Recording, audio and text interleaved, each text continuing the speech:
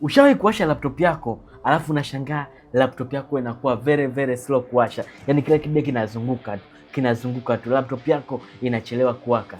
Hii ni kwa nini laptop yako inachelewa kuwaka? Let's go! Lakini pia nitaelekeza jinsi ya kurekebisha ili laptop yako iwake kwa speed of light.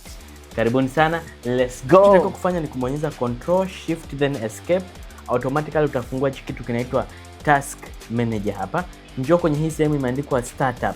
Hizi hapa inaonyesha all startup apps. Na hapa inaonyesha last BIOS time, manake mara mwisho ulivyowasha ilichukua 11.8 seconds. Sasa kwa nini laptop yako inachelewa kuwaka? Ina determine na hizi application zote ambazo ziko hapa. Kwenye laptop yangu kuna application 1, 2, 3, 4, 5, 6, 7, 8. All these zinakuwa zinawaka at the same time application yako, yani laptop yako inawaka. That's why laptop yako inakuwa inachelewa kuwaka. Kwa unachotakiwa kufanya ni kudisable hizi startup apps, kwamba laptop yako ikiwa inawaka iwake kama laptop yako, then wewe mwenyewe ukitaka kuifungua hiyo application baadaye utaifungua. Kwa unachotakiwa kuminya, kama hutaki battery info view iwe enabled during inawaka, utakuja hapa disable, enable, na kuja huko chini disabled. All these ambazo zinakuwa ni enabled during inawaka inakuwa ni disabled.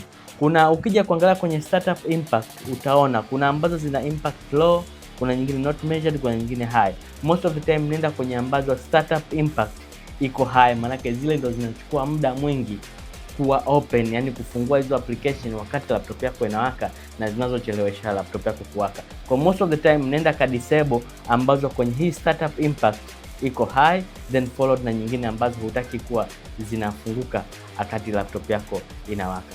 For more tips like this, hakikisha umetufollow. Karibu sana.